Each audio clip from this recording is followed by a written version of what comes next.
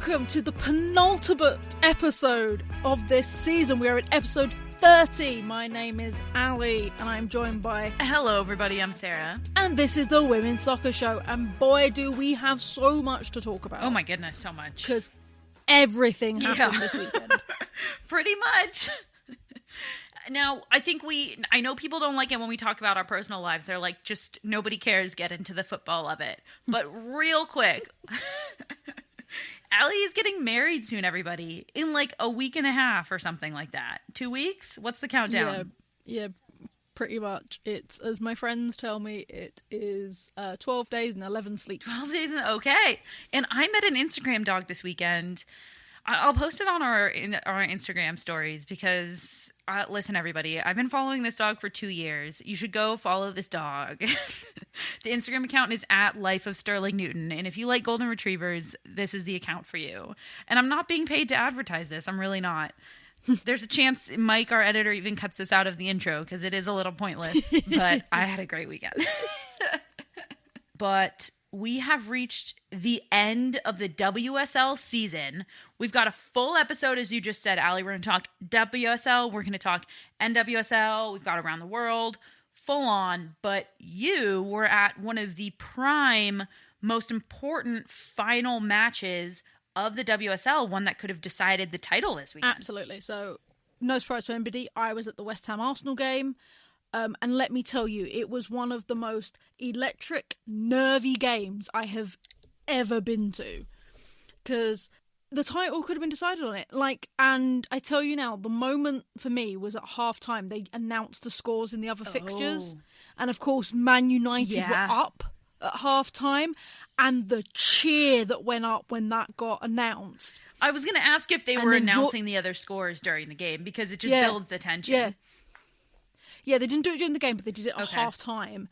And you saw, like, Jordan Nobbs is there giving it all, cheering and everything else. And then the absolute, like, devastation at the end of the game. And that... when it was announced that Chelsea had brought it back. I mean, it got really tense because I wasn't there. I was watching on TV, but the halftimes of both games were pretty wild because at this point, United were up. But Arsenal were tied with West Ham. So at that point, everything between Chelsea and Arsenal was equal in points. And it was going to come down to goal difference, which would have given it to Arsenal. And it was just this moment where you're like, you have 45 minutes and this can go any way possible. So I can imagine that energy in the stadium was just impeccable. Yeah, no, absolutely. It was one of the biggest crowds we've got. It was 2,500, which is huge for us. And it was just... absolutely immense, and I can't tell you how many Arsenal fans were messaging me going, can you lot stop playing so well? We need to win a title. Okay, you didn't need to call me out like that. I was like, can you just give it to us? They won last year, so wouldn't you just want us to win this year? For everybody, Allie didn't respond to me. I was like, I think we're fighting right now because everything will be okay when this whistle blows, but right now this is not okay. yeah, for 90 minutes. Yeah, but yeah, and it was, to be honest, it was one of those things that the two pivotal moments of the end of season really sums up what a cracking season Truly. This has been for the WSL. Both the fact that the final Champions League spot came down to the last day and the fact that the title came down to the last day. And what a loss for United. But before we get into that, because we're about to, I have to say, is this the last we saw Vivian Miedema in an Arsenal uniform? Yes. I'm going to say that 100%. Yeah, so you saw a tweet that her agent liked. So I saw the tweet her agent liked, which is about the rumour of her going to Barcelona. So it's either the biggest, like, wild goose chase, like, can you imagine if her agent ever. was like, let's just throw everybody off the trail? Yeah, and she's actually going to PSG. Or, and it's like, I saw Viv after... Yeah, what was the look on her face? At the end. And that's the thing. So, like, everybody else, pretty much that I saw, was devastated. Like, Jen Beattie was crying, Jordan was crying, Williamson was visibly upset, Kim Little was really upset. Viv was pissed. And that was the difference. That's a really big difference. And that's the thing. Like, literally, Lisa came over to us and we had a little Arsenal fan next to us and we jokingly said, "Oh, have you not brought Viv?" And he was like, "No." She was like, "No, I can't. She's not happy at all right now." And that's the thing. Like, the difference was every other Arsenal player was devastated. Viv was pissed. And I think that attitude difference is telling me we've seen the last of Viv in the WSL. I can't disagree. I mean, it's hard to argue with everything that's come out. She's been vocal about how they need to win a title or they need to win the Champions League, and that's what she was after, and it didn't happen. So there's a lot that's about to happen in this transfer window. But that's not what we're going to talk about. Let's talk about this final weekend of the season. Yeah, no, let's do it. So we have to bring up the very impressive fact that Chelsea have won 3 in a row of titles. They are I believe the only team to do it in the modern era of WSL. Arsenal have done it previously, so let's not pretend that women's football started with the WSL, because it didn't. But they've done it previously, but I think they're the only team to do it in the current WSL period. And that says a lot about their players, because they've all come and gone and changed. So I think the consistent is our saviour, Emma Hayes. It is really, and I think it says a lot about how they construct a team and how Emma Hayes specifically does construct a team. And I thought it was really interesting that there was some commentary while I was watching this final game of the season, and I really, really liked what was said about how they put the pieces together, where sometimes they make these signings that you're like, well, that's not a huge name signing. What's that? And it's really not about a team. I'm sorry, City fans, but it's not about a team that's put together with star. Let's shell out all the money for every single position. Not at all. They have stars in specific positions, but what they really have are solid, consistent players that develop and grow and play well together under Emma Hayes' system. And that is what they've built, and that is why they've won. Do you know what? I will say that with an example. I will agree with you an example. The one for me, and it was a couple of seasons ago, they signed Niamh Charles from Liverpool. And I remember all of us over here were like, what? Because, like, Liverpool had just been relegated. You know, she hadn't really made much of an impact at Liverpool. And we were all like, what is she doing? She's not going to get any game time. She's not going to do... Like, you can't just go for the coaching experience. And now look at the player Niamh Charles is. Yep. You know, Emma Hayes knew something that we clearly missed, and Niamh Charles has become one of the great talents, young talents. But they make it look so easy, and it's really not. And with all of the players that Chelsea are frankly about to lose because of what's happening with ownership, which we've talked about a lot on our News in 10 Patreon, they are going to have to now go out and try to find some replacements for these players. And that is not easy. And this could be a turning point that we see for Chelsea, because there's not a plethora of those types of players. They're few and far between. No, absolutely. But they have also got players locked down that is going to be huge for them. Sam Kerr is on a contract currently that's not up for renewal, so they've got her at least for another season. You know, you've got both Eriksson and Harder locked down for at least another season. Like, they've got the season that if worse comes to the worst and they can't do any business till January, they will be fine. But it is the magic of Emma Hayes, because she has brought something out. And, you know, I asked her the question, plug myself when I went to the presser, but I asked her the question in my first presser, how do you keep a team so happy when they know that they're not guaranteed minutes? They're not even guaranteed a bench spot. And her response was, there is a camaraderie and a family that we have together. And yeah, I don't know, she said, I never have met a happy sub. I've never met a happy, you know, bench warmer. However, they all know that there is method and process in what I'm doing, and they trust that when their time is right and they are ready and they are what I need for the moment, I will put my faith in them to do it. And that's what I think is the most important thing. And that's what she's keeping, because you're not getting the egos of people being like, well, I want to play. Like, yeah, she's probably had to have a smooth couple of those on the training grounds and stuff like that. But they all believe in her, and that she does have their best interests at heart, and I think that's what's led to 3 title wins back to back. It's massive. That is a fantastic coach who can do that and who can recognize that.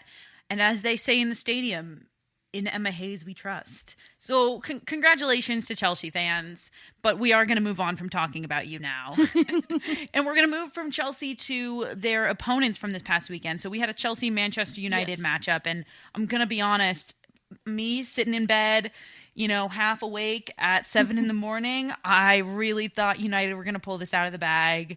And it really felt like United went into the locker room at halftime, looked at the City score, and thought, whatever, we're done anyways. And that was very disappointing. On the flip side, we know Chelsea pulled it out of the bag. Emma Hayes said something in the locker room. Their mentality changed. But fantastic first half for United. Disappointing end of the game for United. And, of course, to this season, narrowly missed out on the Champions League. Again, and I know they're going to think 4th. They might as well have been bottom of the table. Some of them will, I will say, because they came 4th last year. They've come 4th before, and it's not going to feel like there's any growth, because I think they had a point to prove in the fact that Casey Stoney leaving and you've got Mark Skinner coming in. And I suppose there's an element of we need to show her what she's missing, because Stoney leaving hurt a lot of them. It hurt a lot of both players and fans. It hurt a lot of them because there was there was a bond, and they were going somewhere because they'd come up. Yeah, they were going somewhere. They'd come up from the Championship together, and there was the thing. So her leaving hurt. So therefore, there was an element of that sort of we must prove. And do you know what?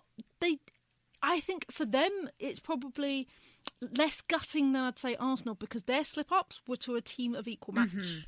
Yeah, their slip-ups were like Man City. They were Chelsea. They were Arsenal. They were like the teams that they know that they're right. This is who we've got to be. I totally agree. And I think that this is frustrating for United fans, and I understand that, because it's kind of saying the exact same thing as last season. When they finished 4th last season, I remember saying, look, you've been in this league, 2-3 years at this point? You're still a brand new team, and you've come in 4th, and you've narrowly missed out on the Champions League. The future is so bright, and with a continued investment, it's just going to keep getting better. And so to have the same thing happen this year, and really what feels like the same comments to be made of you're new, you're still developing, but it's just simply the truth. And I think that wouldn't apply if there wasn't a coaching change. But there was a coaching change. And so there has to be some kind of room for adaptation to that. And at the end of the day, I think that this team did not underachieve for who they are. I think that they did a fantastic job, and this is where they are as a squad. And the future is bright for next year. Absolutely. Yeah, no, absolutely. So, for Man United fans, don't lose heart. Hopefully you'll have a great transfer window, and then you'll And we know this is the last episode of the season, but we are going to be doing some specials on transfer windows as this is coming out. But we want to now talk about some teams that haven't had as much love. I'm really excited for this because I feel bad that we haven't given some middle-of-the-table teams as much love as maybe they deserved. But, stories fall as they do. And so middle-of-the-table teams, bottom-of-the-table teams, now's the time to turn up the volume because we're going to give you some love right now. Let's talk about it. Yeah, no, absolutely. Though our editor, Mike, is going to kill me because I've not included Brighton. So I've got 4 teams that I think have had the most notable season. 4 teams who you think the future is looking up for them next year. Exactly, because they just haven't had. So my first one is quite shocking, if you know me. I've gone for Tottenham. That's not shocking based on everything you said. It is, because I'm West Ham. I'm not supposed to like them anyway. This is a non-biased opinion. I thought it was, at least. No. Genuinely, I think what Skinner has managed to do on an absolute shoestring team, Tottenham do not have the depth that their, counterparties around that do. I think that's what cost them 3rd, because they were flying quite high and then sort of fell at the last hurdle because they didn't have the depth. They lost Kit Graham middle of the season to an ACL injury. They lost a couple other players to similar injuries, and that meant they had to pull on a couple of second string players, which cost them in the end. You know, drawing 2-2 with Everton really cost them towards the end of the season. And also, let's be honest, their run of games at the end of the season was painful. They had to play, I think it was something like 4 games in 14 days, twice Chelsea, then it was that game against Everton, and then it was Arsenal at the Emirates. Like, it didn't fall nicely for Tottenham, unfortunately. But they had a great win against Man City. They took the title from Arsenal. They literally... They took the title. I mean, you could say it either way. They took it from Arsenal or Arsenal left it, but they took the title from Arsenal, essentially. Absolutely. They're looking like they can push and compete with Man United for 4th next season. And most importantly, they've held on to a few really key players, including Ashley Neville, who was rumoured to be going up north to Man United, and they've locked her down for another 2 years, which I think is going to be huge for them because she has been such a pivotal player for Spurs. So my second pick is West Ham. It is. And I have the stats to prove it now. So you look at last year, we ended up finishing 9th in what most of the season was a relegation battle. We only ended up there because of goal difference, because we had a keeper that managed to stem our losses from being like 1-2-0 losses rather than the 5-6-0 losses that our competitors below us were facing. This season, we got 6th, which is the highest position we've ever had. We got the highest total of points that we have ever had. And, because the stats back me up, West Ham have had the most improved points per game change this season, with a plus 0.55, followed closely by Tottenham at 0.54. Our next team down is Arsenal at 0.32. That is how much both those teams have jumped up in a season. That our closest rival there is Arsenal. Yeah. With a, and it's a good 0.2%. So I think, again, it's going to come down to everything. I don't want to keep on about transfer window, but it is going to make sure that West Ham keep certain players, they build in certain positions. We need a striker and we need another centre-back. Now Gilly Flaherty has moved on. And to keep Lisa Evans, to be totally frank. And to keep Lisa Evans, because the way she plays for us is amazing. So I can't argue with it. I mean, you look at the end of last season and you look at the end of this season, and it's hard to argue with it. All right, so Tottenham, West Ham. Do you have another? So my next one is Reading. Now, hear me out on Reading. That's a controversial, that's an iffy one that I'll hear you out, but I contest that greatly. Just simply based on where they finished last year versus where they finished this year. Yeah, but that's why I say they've had a more notable season, because last season you had the mass exodus. They lost so many players. They lost their captain, their leader in Farrah Williams, who retired. They had Brooke Chaplin, who very unfortunately had to retire early out of the game due to a bone tumour. Yeah. In her leg, and do you know what? They managed to separate themselves out from the bottom of the pack, and they have come out and said they've got a plan to keep the momentum moving. And I will say that they have done so well when you compare to other teams such as like Everton, who had the mass exodus last season and have tried to like fill in cracks. You look at Birmingham, who had the mass exodus and got relegated. So considering the situation Reading found themselves in June to start the season in August, I will say that they had an incredible season not to be fighting relegation as compared to like their other counterparts. I think that's very kind of you. If I'm a Reading fan, I'm disappointed because frankly, at the end of last season, Reading and Everton were the ones sitting mid-table who we were like, these two will move up and they will be the ones challenging for the 4th spot instead of Tottenham.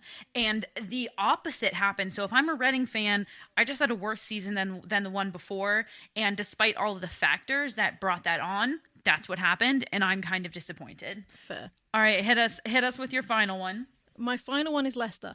Sheer fact that the first half of this season they had 0 points. They were getting battered everywhere they went.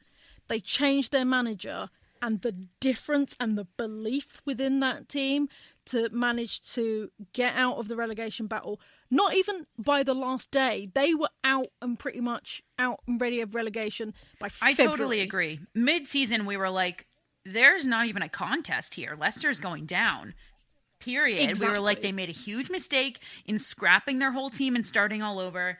And they basically started all over mid-season, started building that chemistry, and it was clear from start to finish that they improved. They dug themselves out of a massive, massive hole to avoid relegation and going sent right back down.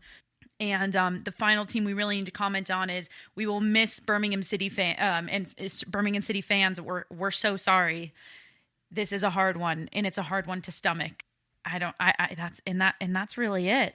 Honestly, I can't believe that the WSL is over. I'm very sad about it. For all of you who are listening, while the WSL is over, we still get to see 2 WSL teams compete this coming weekend because we've got the FA Cup Final, Chelsea versus City. Chelsea's going to look for some more hardware. They're going to have a whole week to, sober up, get that hangover in order after partying real hard last night. How do you see this matchup playing out, Allie? I think that it's going to be Chelsea taking it. I think Man City are going to give them a game, and it's going to be a fight like it was for the Conti Cup final. However, Chelsea aren't going to let that happen again. They're going to take the lead, and they're going to hold the lead this time, rather than getting complacent and getting their backsides handed to them like they did in the Conti Cup final. I'm going to be really controversial here, and I'm going to say I think City's going to take it, unfortunately. Ooh. Look, I love Emma Hayes, and sorry, City fans, I'm really not giving you a lot of love right now, but to give City a little bit of love here, Chelsea have been sliding, and they had to really pull one out in the last 45 minutes of this past weekend, and I don't know just how much more mentally or even physically that they really have in them to push for another one. So I do think that City are going to come for them and really want to show everybody that they're better than third. But we're going to get to talk about it on our season finale next week. All right, that's a wrap on the WSL. Now let's head into Around the World. Over to Mexico. We are into the quarterfinals of the playoffs. Number 5 seed Pachuca have defeated number 4 seed America 4-2 on aggregate, and number 3 seed Tigres defeated number 6 seed Atlas 9-1 on aggregate. The second 2 quarterfinal matches will be played today, Monday, while we're recording this. The first matchup is Pumas versus Guadalajara. They sit at a 2-2 aggregate, so this game will decide it all. And the final quarterfinal matchup is Monterrey versus Club Tijuana. This sits at just 1-0 to Monterrey in aggregate. And now over to Scotland. Now the final games of the league will be played this weekend, but it is all locked up. Rangers have secured their title a full 8 points above second place Glasgow City, ending Glasgow City's 14-year reign at the top of the Scottish Championship. And Celtic will finish third with 66 points. Over to España, heading into the final weekend of matches. The third and final Champions League spot is completely up for grabs. Sociedad have secured the second place spot, and it is down to Atletico Madrid and Real Madrid to battle it out for the final spot. Currently, Atletico sit just 2 points ahead of Real Madrid. However, Atletico Madrid will face Barcelona in their final match of the season, while Real Madrid will face 11th place Villarreal. If Real Madrid win, Atletico will need to tie or win against Barcelona to keep their Champions League spot. And finally, keeping it in Europe to Germany, the Bundesliga will conclude this coming weekend as well, with Wolfsburg taking the first spot and Bayern taking second. There is a battle again for the third place that will come down to results of the final weekend. Either Potsdam or Eintracht Frankfurt will secure that spot on Saturday. Have you checked out Total Football Analysis yet? TotalFootballAnalysis.com provides researched analysis on loads of football games, including women's football. Want to know why Miedemar scores so many goals? Do you want to explore how City have turned it around this season? Head over to TotalFootballAnalysis.com and sign up to learn more about the beautiful game. We have a special discount for listeners of the Women's Soccer Show. At checkout, type WOSO10 to get a full year for €10. That's €40 off the yearly subscription. Head over to totalfootballanalysis.com and type WOSO10 at checkout. We are now headed over to the NWSL, and I have to say, we keep having to talk about the NWSL. I should rephrase that. I love talking about the NWSL. We do talk about the NWSL. However, we keep having to talk about the NWSL for all of the wrong reasons, and we're going to get into that. But before we do, let's talk about some positives from this weekend, Allie. So Alex Morgan put 4 away in San Diego in a win over Gotham, which 2 came from penalties, 2 came from in-play game goals. Alex Morgan is showing up so strong so far, and I know we're early in the season, but we did have a full Challenge Cup. She's been showing up so strong and playing so well in this Casey Stoney system that it begs the question, and we have to talk about it right now because qualifiers are coming up. Has Alex Morgan done enough to play her way into a national team camp? And we've said it before, and I will say it again. Into a camp, yes, absolutely, 100%. Book your seat on the flight now, Morgan. Absolutely. Has she played her way into the lineup? No. I think that's still to be seen. I think there's some other talent, and I want to see how she's going to work in a Vitco setup because she's doing really well under Stoney, but Stoney is a very specific type of manager.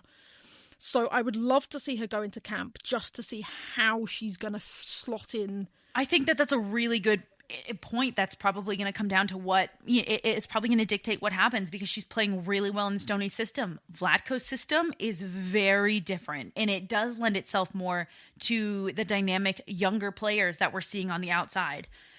So we will see. Moving on, we are going to talk OL Reign and Racing Louisville faced off on Sunday night and tied 2-2. This was a wild game. First of all, 2 extremely fun, extremely dynamic teams. Incredible match to watch. OL Reign was really out for redemption after losing out to Washington Spirit on penalty kicks in the Challenge Cup semifinal. And Racing played them hard and really well. And OL Reign fans, I know, are probably a little bit upset about this because one of Racing's goals was technically an own goal by Bethany Balser, who has been very, very forthright about how she spoke to the ref afterwards, asking if he saw that the ball clearly didn't cross the line. He claimed that he had an impaired view. She then said something back, and he said, quote, "Well, it's just a goal." There's a lot of points that we have to make right now. And however, I do want to just jump in very quickly in the fact that I agree with Balser's point about the ref being so dismissive and it's just a goal. However, I disagree with her. I've seen the goal. I've watched it at many angles. It went over the line. I'm sorry, Balser. It did. We love you. We've shouted you out so many times. But it crossed the line. It was a goal. You just kicked it out afterwards. And I understand her anger in the sense that the ref seemed to kind of admit that first lie that he didn't see it and then say, well, I saw it, but it's just a goal, so whatever. And that frustration is real. Yeah, I 100% obviously back her on that frustration for sure. And let me just say before we get into everything, we're going to talk about the refs a lot, unfortunately, but I think it's all going to come back to the point that we are going to make, but I have to make up front so everybody doesn't think that we're just bashing on the refs right now. We know that poor refereeing is a consequence of larger issues, that things trickle down essentially, and they are not being paid enough. They are not being trained well. There's not investment from the league. Just to say that as we continue to come on to all of this, and we'll touch on how that plays into everything. The NWSL regular season is underway. That was all from the regular season. And now we're going to switch gears into the Challenge Cup. We speculated it was going to be a great game because of the 2 teams that made it, which was Washington Spirit and North Carolina Courage. They'd both put on such a display in the other rounds of the Challenge Cup. It was going to be a good game. So it ended up being 2-1 North Carolina. The game actually wasn't that great. It wasn't. It was really sloppy. It was raining, which already makes a game, and not so great. But this was a game of 2 teams with really tired legs and players who were fighting really hard and wanted to win. Because they wanted the first silverware of the season. Absolutely. And they want that bonus. This is $10,000 per player. And I mean, players have been quoted saying, you know, like with what they're paid, that makes a big difference in their lives. So they wanted it. This is tired legs. And when you combine everything, all of that, the desire, the fight, the tired legs from the poor scheduling, and then you add on the fact that the referees were not protecting the players. It was a game in which the referees either never had control of it or lost control of the game. I watched the game back. That ref, the moment they stepped out on the pitch and we saw the first couple of challenges, the ref gave up trying to actually ref the game for anything other than obvious calls. They had no control of it whatsoever. Yeah. And it was the confluence, in my opinion, of all of these things that resulted in just honestly gut-wrenching tackles and fouls that led me to put the TV on mute, almost turn it off because I simply couldn't handle it anymore. And you know, let's just get into that more, but it hit a point for me where I was like, I don't care about this game anymore. I don't care. I want the ref to blow the whistle, to end the game, and I want everybody to walk off the field healthy as they are right now. That's all I want. And to reach that point as a fan, that is so upsetting. It is so it's terrifying and it's upsetting, and I can only imagine how the players were feeling. Yeah, because you watch a game, because you want to watch skill. Like I said, we'd been bigging up this game because of the amazing, like, pre-season and Challenge Cup that these two teams had. And it was just painful, and we have to talk about the big one, which is the challenges on Carolyn. The challenges on Carolyn were horrific to watch. Yeah, and I want to talk about Baguette too, but we're going to come on to that because that was kind of like the final straw. But before that happened, there were two challenges on Carolyn that you're noting. One from the Spirit defender Stab in the box, who came in, first of all, high kick, cleats up, and studs went straight into Caroline's ribs. Now, Caroline is, at this point, the standout player for North Carolina. She is a young Brazilian who has just really taken control of their offense and is almost unstoppable on the wing and is so fun to watch. So fun. And I'm happy to say that these players are being really vocal. So we're going to include their commentary in this. After that, Abby Ersig retweeted the video in which you can see Stab's cleat just clearly going into Caroline's ribs. And Abby Ersig retweeted it and said, quote, "The ref said, quote, I clearly saw the ball hit your ribs." And I mean, another case of poor reffing to not see that. And then we flash to a second foul on Caroline where I honestly thought her season was over. The way she fell on that one, yes. I was like, she's out, she's done something, she's broken something, she's... Stonewall defender came in from behind on Caroline in the box, took out her ankles, and no card. Sean Nahas, the North Carolina head coach, tweeted and said, quote, "And I got a warning for arguing this, just saying." Now, both of these challenges could have ended Caroline's season, honestly. Broken ribs, broken ankles. The ankle one could have anything. ended her career full stop, never mind just this season. Absolutely. But I think that there's even a larger point that we need to bring up, and we've brought it up before, and I think it's important that we keep shedding light on this. And I'm not bringing this up simply from my perspective. I have to give a shout out to Shea Butter FC podcast, who does talk about this, who are this podcast, Shea Butter FC, is two Black women who talk about the game from the Black women's perspective, and they continuously talk about the difference that they see on fouls on players of color versus on white players. And we have to just bring that into this conversation in these two terrible fouls against Caroline. And it's so upsetting. And it again ladders back to the league protecting the players in a variety of ways, including training their referees better, which includes bias training. Yeah, no, 100%. And you can see it not even just in challenges. You see it in how the media describes white players versus black players. You know, it's very rare that you'll hit a white player as a beast or an animal or, you know, is wild or things like that. You don't hear it, even if they're built the same or so that. It's just this conscious bias to use this horrific, dehumanizing language there, and then it's trickling down, and it is trickling down, and you'll see that refs are more likely to card black players than their white counterparts. The white counterparts are more likely to get sympathy on fouls. Yeah, we talked about this a couple episodes ago, right? When we brought back all of the previous examples, like all the way back to last season with Morgan Weaver, And I will also say, like, in the large picture of this game, there was one card. There was one card in the larger picture of this game, and that is ridiculous. Pathetic. How that game was, it's pathetic. It's pathetic.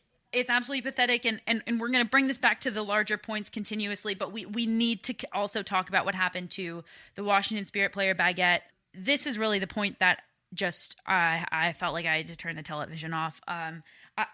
For those of you who didn't see, she went down in a terrible tackle where as she was falling, she got knocked in the head, and the stretcher needed to be brought on for her. She was clearly not okay. The EMTs weren't working fast enough. The Spirit players had to run clear across the field, get the stretcher, run the stretcher back to their teammate, which is something that should absolutely never happen in the first place. And it was absolutely gut-wrenching to see any of that happen. I will say she did get released from the hospital, and everything does seem to be okay, but it will be a longer road back from her. And it brings up so many points, and it ladders back to protecting the players more, which the NWSL has been failing at time and time again. Protecting them with better training for referees, protecting them by changing this Challenge Cup schedule, and protecting them with better medical services set up on the field, because clearly nobody there was ready for that to happen. No, absolutely. And it's a big issue in the NWSL. It's a big issue in women's football as a whole. Mm-hmm. I'm bringing back a story that happened that there was a player in a team, I can't remember, it was a team in the championship, and they had no medical at all, and one of their players got really badly injured, and I think they were playing Chelsea in the Conti Cup or something, and they had to use Chelsea's medical team because there was just no funding, no nothing for that. It's disgraceful. It is disgraceful.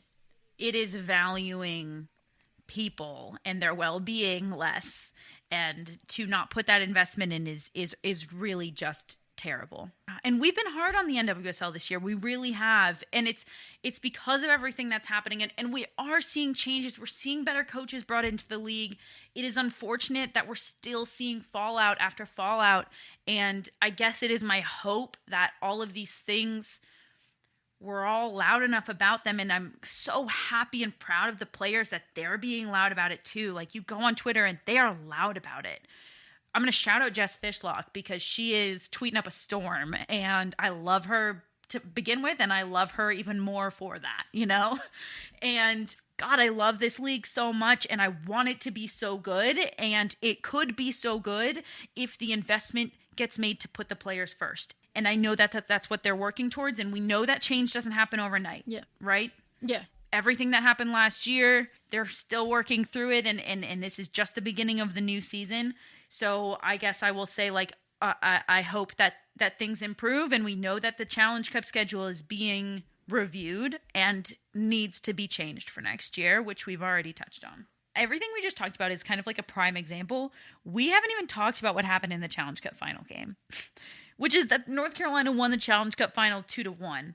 And it is a bummer that all of this continues to overshadow what could actually be such an incredible product on the field. So hopefully, with the Challenge Cup out of the way and all of this, coming to the surface, the NWSL will invest even more in protecting the players, which I know is a part of the new CBA. And the players can hopefully just focus on the regular season now and not playing back-to-back games and having rest and allowing their bodies to recover. And hopefully this will lead to just an exceptional, fun, regular season where we get to just follow the battles on the field. That is it for our second to last episode of the season. We will see you next week here for our season finale.